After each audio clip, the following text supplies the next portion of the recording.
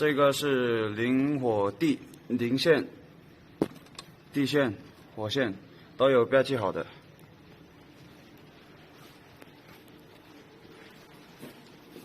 然后把这个气插上，气压达到4分左右。要对上我们整体一个模具，模具这里两个端子，两个端对着这两个端，这两个端是不分什么的，用上这个扳手啊，扳手，轻带一下，不需要太用力，啊。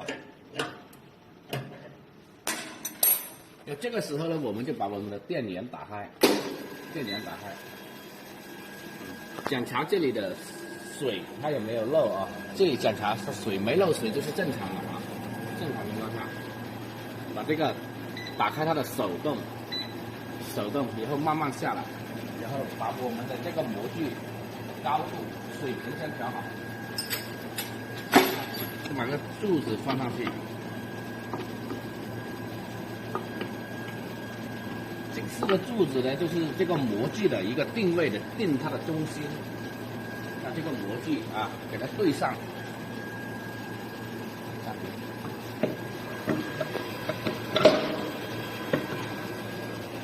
这样对上之后，手动下来。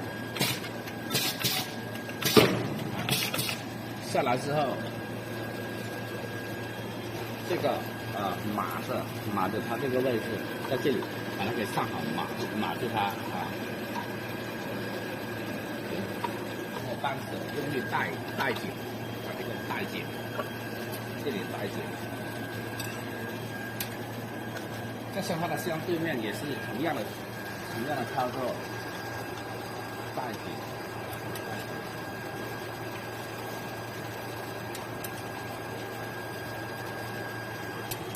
起来，现在就把这个定位柱取掉这4个定位柱。你们的产品这样子装好之后，把这个放到里面去，把这个硅胶垫放去上面去啊，以后就把这个手动改成自动。调自动，再退出，打回这个页面。这个页面就是我们要工作的一个页面来的。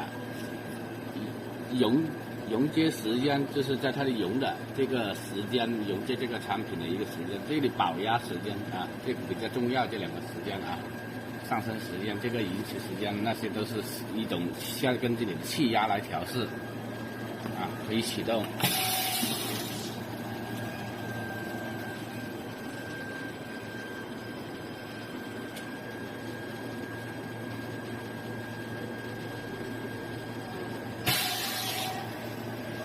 起掉，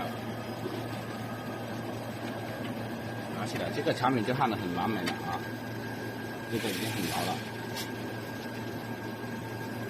牢度已经很牢了啊！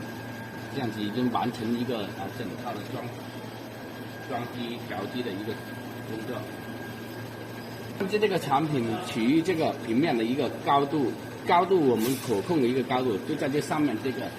水平螺丝这里调高度、调高、调低，根据你这个产品的一个吻合度来调。这里这个高低度啊，可调可转啊。